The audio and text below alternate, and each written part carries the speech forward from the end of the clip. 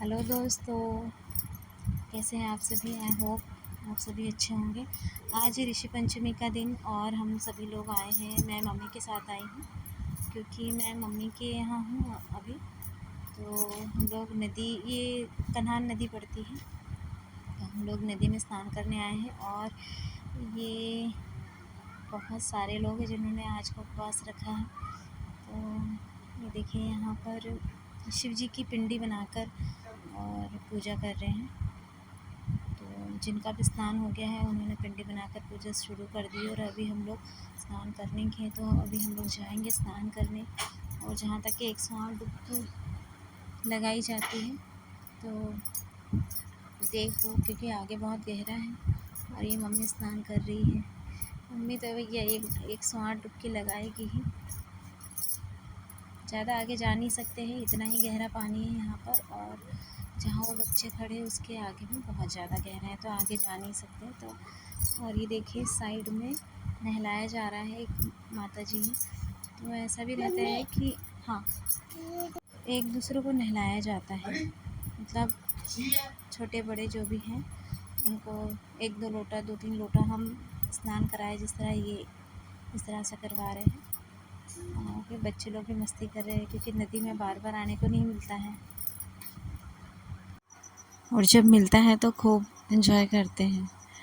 और यहाँ पर भी देखो, मतलब कुछ लोग देख रहे थे कि वीडियोस बन रहे हैं, तो कि हमारे वीडियोस आएंगे। तो बोलते इंस्टाग्राम में डालना। मैं बोली हाँ बेटा, बोले इंस्टाग्राम में डालना। बोली फॉलो है या नहीं है, बोलते इंस्टाग्राम में डालना। बोली हाँ बिल्कुल डालूँगी। और बस नहा धो करके सूर्य भगवान को जल दे करके और ये लोग अब पिंडी की पूजा करेंगे। और अब हम लोग भी नंबर लगा रहे हैं। मतलब मम्मी का तो हो गया। ये मम्मी का ऐसा है, मम्मी वहाँ बैठी हुई है कि वो अब पता नहीं सुनी होगी उनने कि नदी में बैठकर थोड़ा सा मंत्रोच्चारण करना चाहिए, मतलब मानसिक जप करना चाहिए। और बहुत सारे लोगों की पूजा हो गई है, सब लोग पूजा करेंगे, उसके बाद आरती वगैरह करेंगे। इसलिए सभी लोग बड़ी श्रद्धा भाव से लगे हुए हैं पूजा करने के लिए। जय भगवान भोलेनाथ। यहाँ पर पिंडी की पूजा करने के बाद में फिर सब लोग घर जा कर के एक साथ में किसी मंदिर में, यहाँ मंदिर है काफ़ी बड़ा, वहाँ जा कर के फिर वो सप्तऋषि की जो पूजा होती है वो पंडित के द्वारा करवाएंगे। तो सब लोग एक साथ ही करवाते हैं। अब ये वहाँ पर क्योंकि बहुत सारे लोग पूजा कर रहे हैं, इसलिए ये जो है नई पिंडी बना रहे हैं पूजा करने के लिए। तो हम भी यहीं पर करेंगे क्योंकि वहाँ पर बहुत भीड़ है और टाइम लग जाएगा, तो जल्दी जाना है।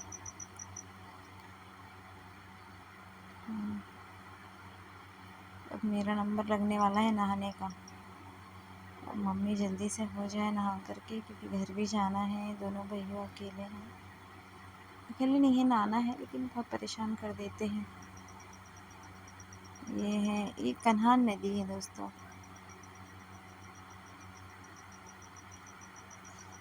बस पूजा, ये देखिए, ये मैंने पहली बार देखी हूँ कि पिंडी के आसपास जल घुमाया जाता है। और ये क्या कारण है तो मैं पूछ नहीं पाई क्योंकि बहुत सारे लोग थे वहाँ पर। तो कुछ नया दिखता है तो ऐसा लगता है कि थोड़े से जान लो।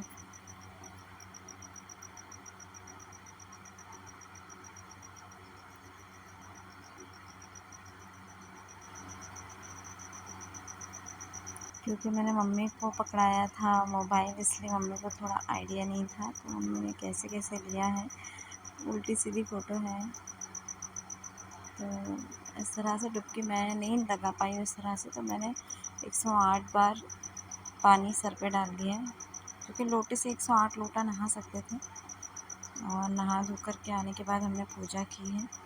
पूजा शुरू कर रहे थे तो ये हल्दी कुमकुम देते हैं, तो मैंने पैर पड़ी क्योंकि हमारे इसमें कन्याओं के पैर पड़ा जाता है, बेटियों के। तो हमने हल्दी कुमकुम लगा के पैर पड़ी। यहाँ हमने पूजा कर लिए हैं, इसके बाद एक दूसरे को हल्दी कुमकुम किए हैं। तो पूजा मैं शूट नहीं कर पाई।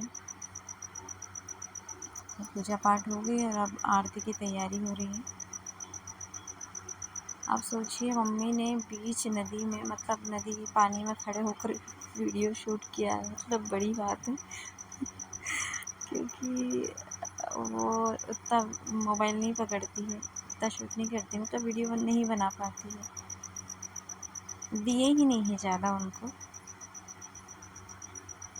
तो यहाँ पर हो गई है पूजा और ये दीपदान करना है, लेकिन दीपदान हम करेंगे तब जब आरती हो जाएगी, उसके बाद दीपदान करेंगे।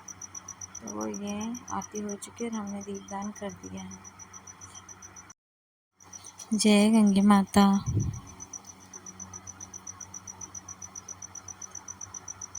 और अब बस घर जाने की तैयारी है, तो क्योंकि सभी लोग हैं तो और भी कुछ चीज़ें करते हैं। पूजा पाठ अभी कंप्लीट नहीं हुई है, बहुत लोगों ने दीपदान किया। और अब मतलब जो पिंडी जो बनाए थे, जिनकी पूजा किए हैं, तो वो पिंडी वैसे ही छोड़ के नहीं जाते हैं, तो उनका विसर्जन करते हैं। तो यहाँ पर सभी हाथ लगाते हैं और विसर्जन करते हैं भगवान भोलेनाथ जी का।